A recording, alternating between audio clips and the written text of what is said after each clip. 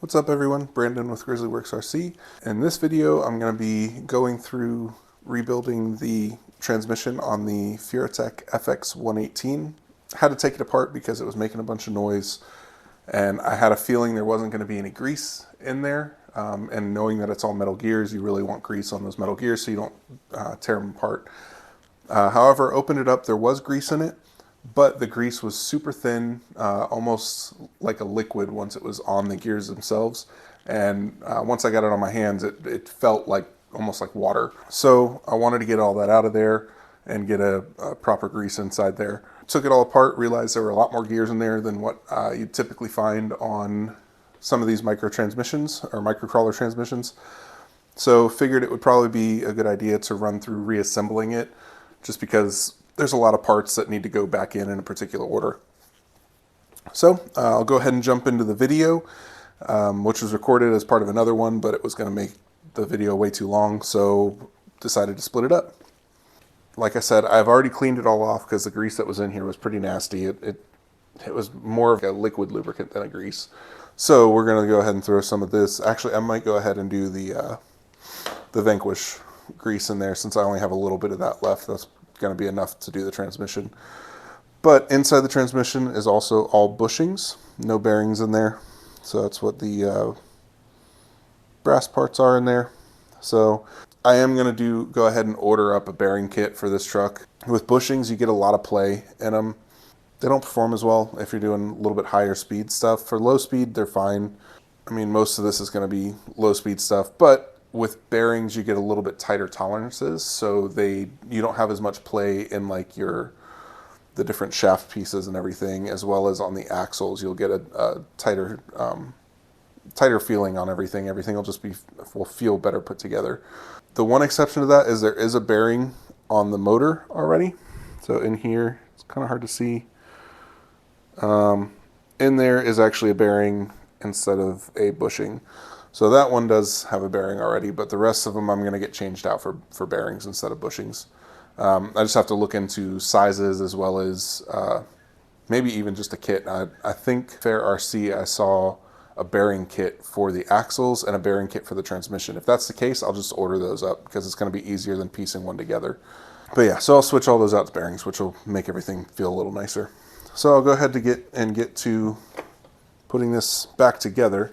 The instructions that come with it do have a nice breakdown of the transmission. However, one of the sections here, the way it kind of has it pictured here is misleading on how it goes back together.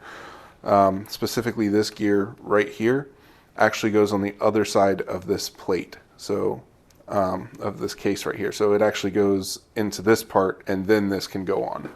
So I'm going to run through the reassembly, which is fairly quick, and just show you how I kind of do it. First thing I got to start with is put a little dab of grease inside this hole. The only reason for that is because there is a shaft that goes in there, and that will make it kind of stay in place. And then this is the gear that goes on in here. Make sure you slide it down past this gear. You got to turn it a little bit to get in there.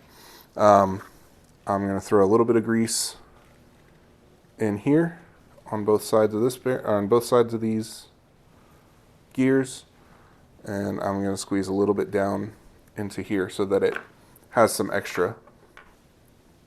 From there, this housing goes back on.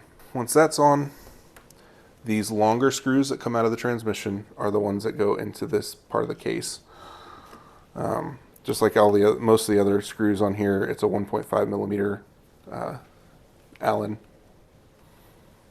And with these, you don't want to go super tight. You just tighten them down till they touch the housing, and make sure the housing is, there's no gaps in the housing when you do this.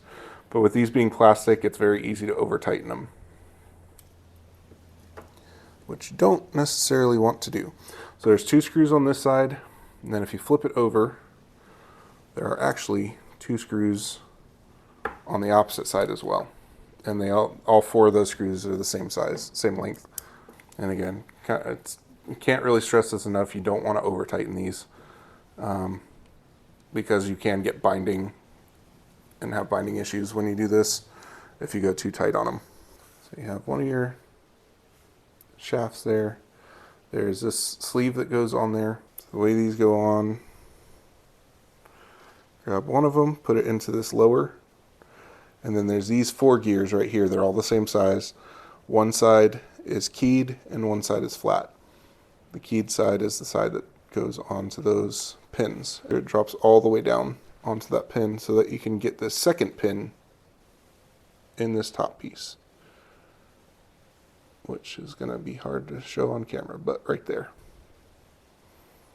And then again, make sure your key drops down onto there. And once those are on, when I'm putting everything back together, I hold it on this end so that those gears don't come off of there. So with this other shaft, just like the other one, they're same setup where it's these 2 gears. The pins go through, and then you drop the keyed section of the gear onto the pin. So got to get some grease going in here, because everything that touches metal, every metal on metal piece needs to have grease on it. So gotta get it around there, get it on this gear, because it's going to be touching some stuff. There's also a gear that runs in here. So this drops down onto there. Actually, let me get this other one first. So there's one that drops in here. Get some more grease.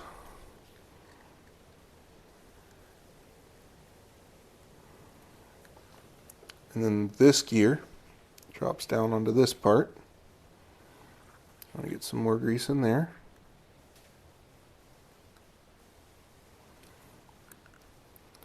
And then this one that has the skinny shaft on it goes into this part here.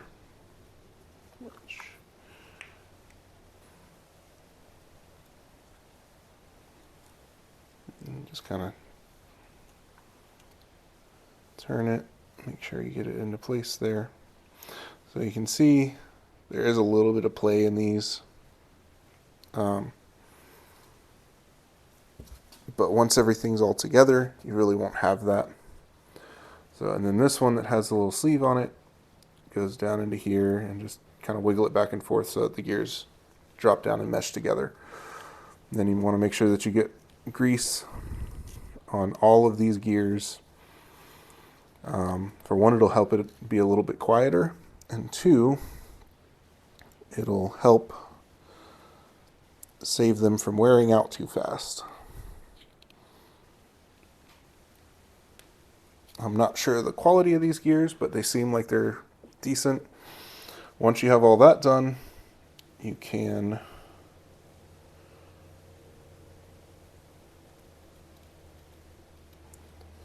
slide this back on, and your 2 other shafts should come out of here.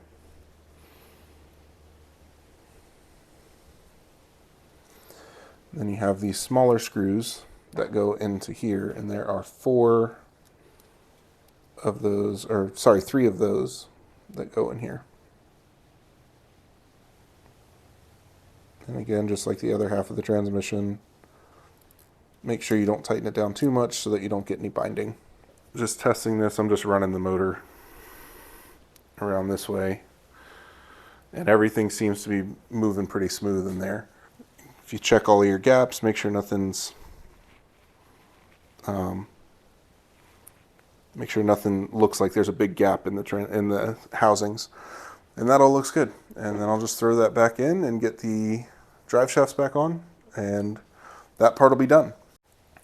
So also, one thing real quick, before you put the transmission in the truck, make sure that you attach your front drive shaft, because you will not be able to get that in there once the transmission's in the truck.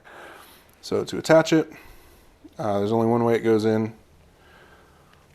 Slide it on there, and then it uses these very, very tiny Phillips head screws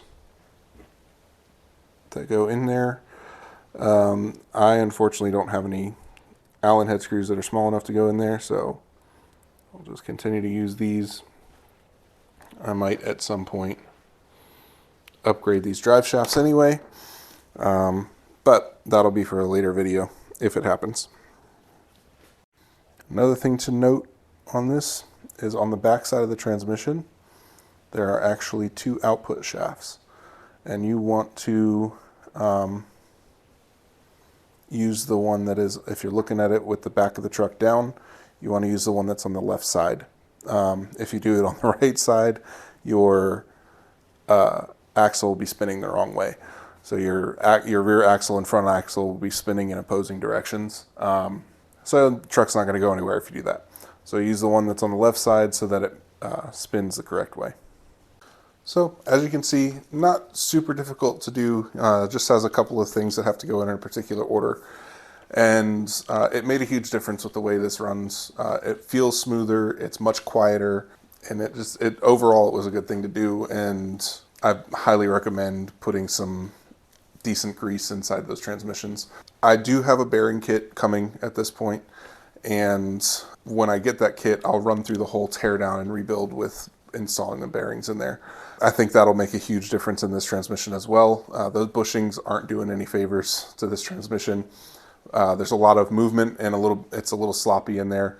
So with bearings, tolerances are tighter, so it should make everything perform a little bit better and have less play in it.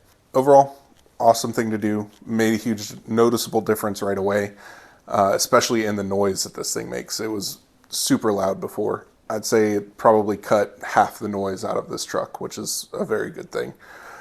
If you have any questions, please let me know in the comments. Please drop a like or dislike. If you do dislike it, let me know why. I'd appreciate that. And thanks for watching.